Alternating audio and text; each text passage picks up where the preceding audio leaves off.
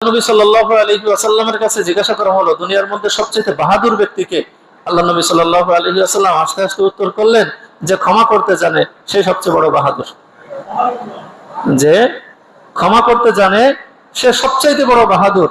ক্ষমা করা গুণটা এত সহজ না, ক্ষমা করা গুণটা এত সহজ না। ক্ষমা করতে সবাই পারে না, ক্ষমা করতে সবাই পারে না, ক্ষমা করার যোগ্যতা সবার ভিতরে নাই। এটা খুব মহৎ একটা গুণ।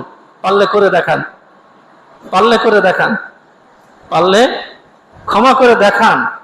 যে আল্লাহ নবী সাল্লাল্লাহু আলাইহি ওয়াসাল্লাম বলছেন যে ক্ষমা করা, যে ক্ষমা করতে জানে সে সবচেয়ে বড় বাহাদুর। ক্ষমা করে দেখান। মুখে আমরা বলি ক্ষমা করে দিলাম, প্রতিশোধ ঠিকই নিয়ে নি, চান্স পাইলে প্রতিশোধ নিয়ে নি। সময় যখন ভালো থাকে তখন কিছুই বলি না, সম্পর্ক যখন ভালো থাকে কিছুই বলি না, ভুলে যায়। যেই সম্পর্ক খারাপ হয়, ওই যে যা করছিলা সব এবার শুধু আসলে কি উঠায় নি আমরা। তো আল্লাহ নবী সাল্লাল্লাহু আলাইহি ওয়াসাল্লাম এটা করতেন না। ক্ষমা করে দিয়েছেন তো দিয়েছেন, আর মনে করতেন না।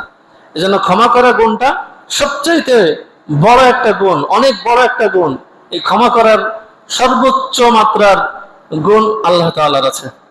এরপরে নবী করিম সাল্লাল্লাহু আলাইহি ওয়াসাল্লামের ছিল।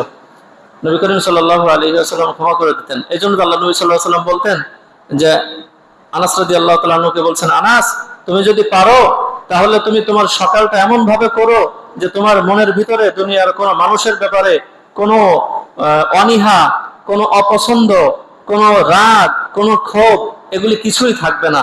পারলে তুমি এমন ভাবে সকাল করো, মানে কি অর্থাৎ তুমি সকলকেই মাফ করে দিও।